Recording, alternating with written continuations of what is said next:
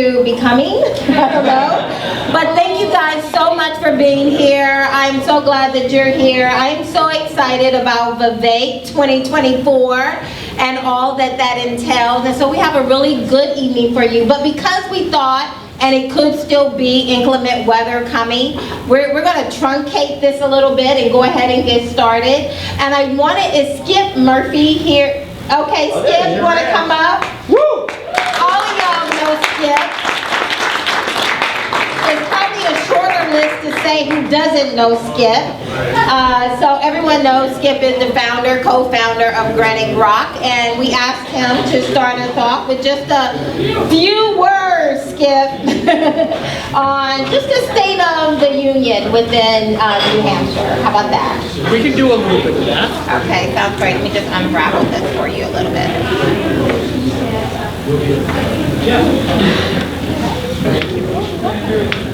A few words, she said. And she hands a microphone to a blogger. Yeehaw! Well, I'm glad to see all of you here. This, with the inclement weather coming in, as Kathy said, has brought me back 12 years to on a January 1st at the VFW in Laconia, where John McCain was actually speaking. I go back a ways. And all these people kept coming in and in and in. A little bit more than are here now, but this place is getting packed. And one of the staffers I had talked to back then said, how many people are coming? This is January 1st. There's a blizzard outside. You're all freaking crazy. Welcome to the insane asylum, folks. Now I want to say thank you again for coming. I didn't know I was going to be talking until late last night. And okay. Close enough. And I'm privileged to be able to do so. And I think it was because of a question that Vivek asked me. I had the chance at the St. A's Institute of Politics event that he had a couple weeks ago. Thank you, Bob, for reminding me it was 2 weeks ago. And he asked me one little question, and that was, what was the most important event that came out of the Revolutionary War and the founding of the United States by our founders? And I think I gave him the right answer, because now I'm standing here with an open mic. So I'm going to ask you the same question. And having been a professor, using the Socratic method, I'm just going to pick on people.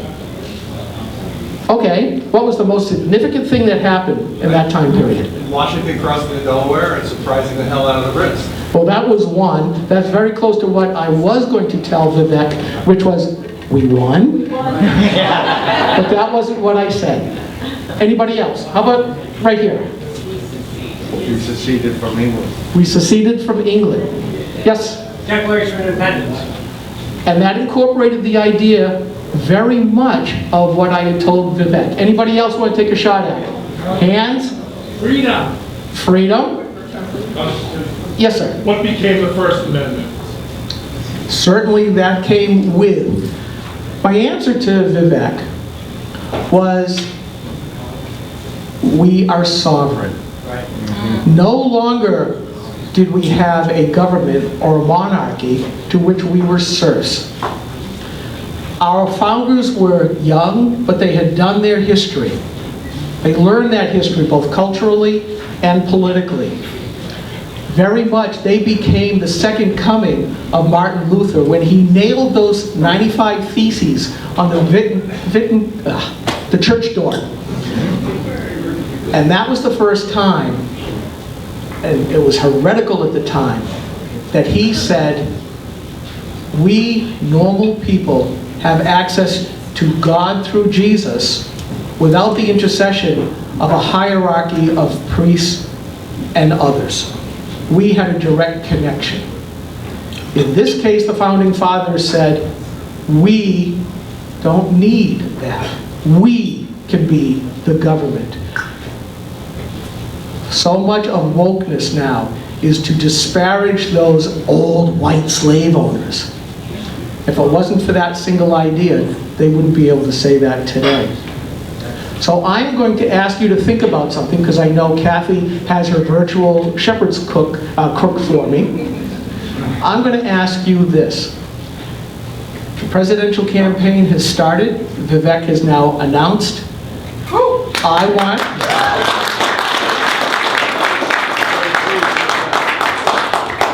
your homework from Professor Skip is this. As you go to other events like this and you listen to other candidates, ask yourself, is this a person that will help roll us back to that founding idea?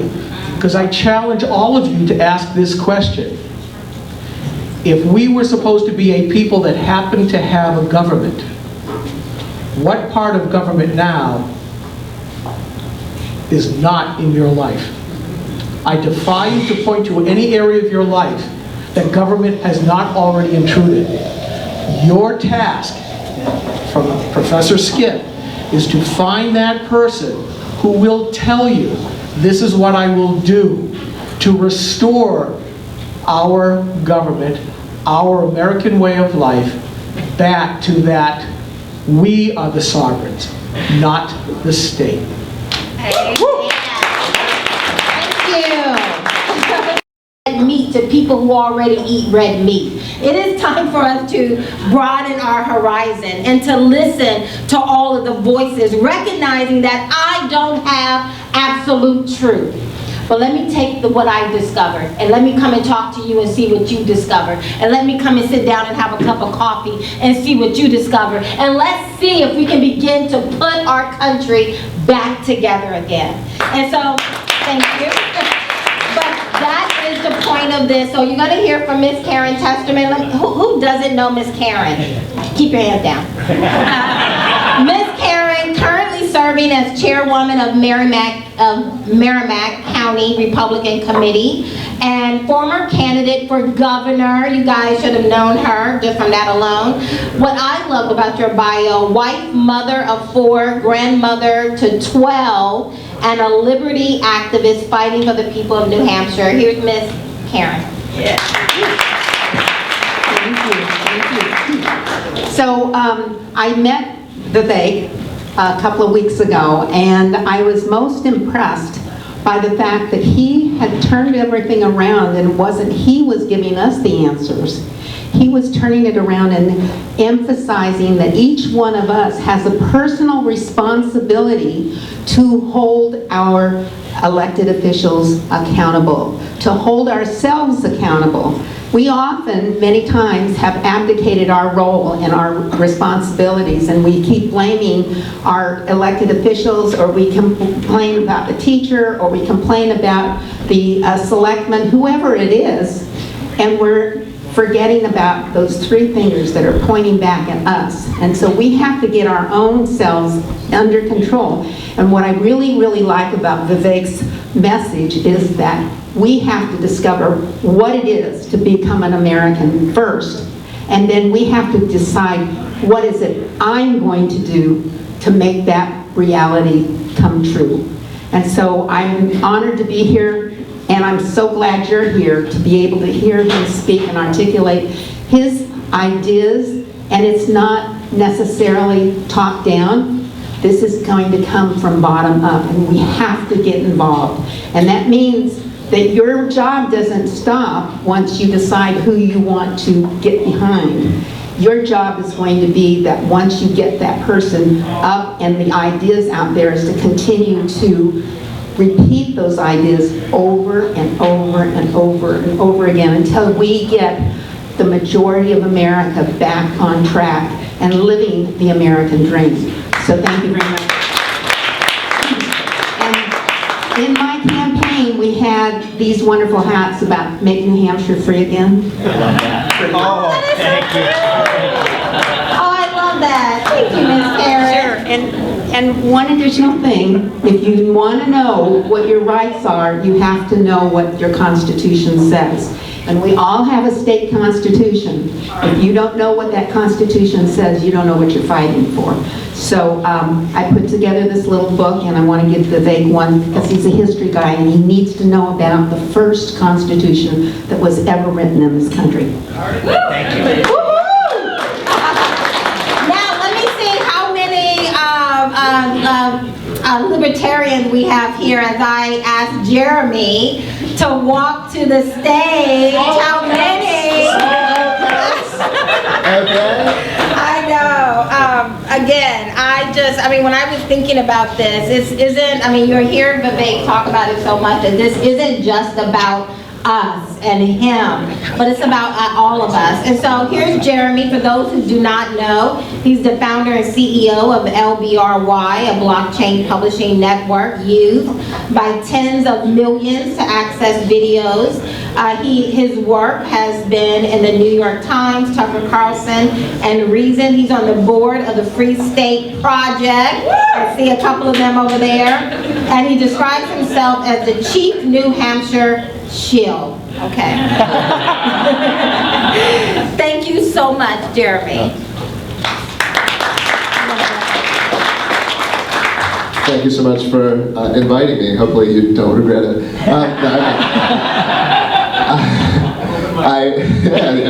You gave me a microphone. They told me to get up on the stage. This is not my ego. My name is Jeremy Kauffman. I live here in Manchester. I'm a property owner here with my wife and my 4 kids. I've lived in New Hampshire for almost a decade now. I did move from Philadelphia in the past. And I am a libertarian first and foremost. I have a lot of conservatives I consider friends. I see some in the room. So I'm a libertarian first and foremost. And that means there are some areas where I disagree with conservatives. And I'm not going to make this speech about that. In fact, Kathy stole my bit, and I was going to say it's pretty cool that someone does that. I think that's good, that we want to have these conversations. But I think most importantly, the reason that I'm here and I'm happy to be on this stage is I believe that we face an existential threat. I truly believe that. I believe that the dangers that we face through some of the threats around ESG and wokeness, I believe they are an existential threat to the America that I still believe in, to the ideals that I still believe in. I'm not going to make this speech about me, but my company, we suffered a ton at the hands of the government for political reasons. Because my company did things like keep COVID critical content online, we kept Russia Today online, we kept firearms CAD files online, protecting your First and Second Amendment rights. And let me tell you, government bureaucrats have a lot of discretion, they're infested with an ideology, and they did not like what we did. And we were not treated fairly at all. This was not an America of free competition. This was an America where you had to get politically in line, where I couldn't build a business. Okay? And that is what happened. Millions of dollars lost, years of my life lost, okay? And that is insane. It's insane what we face. And we need someone who has the ability to deal with that problem, okay? And we've seen people who can deal with that problem on Twitter. We've seen people who can fight the culture fight on Twitter. And what did they do? Did they drain the swamp? Did they deal with the problem? Did they fix any of this? Because let me tell you, the government started doing this not under Biden, but under Trump. Okay, so we need someone who can fight the policy battles, who has the ability to do it, who has the will to do it, who can win on both fronts. Because it's not, we have our own governor who thinks you're not supposed to be in the culture war. It's just a policy war. They're the same thing. They're intertwined. There's a culture war and there's a policy war. Okay. And we need someone who has the ability to fight the culture war, but then who can get in and do the work to fix it for real. Amen. Okay? And that is what I want out of a candidate, and I think we might have one here. Thank you. Okay, enough.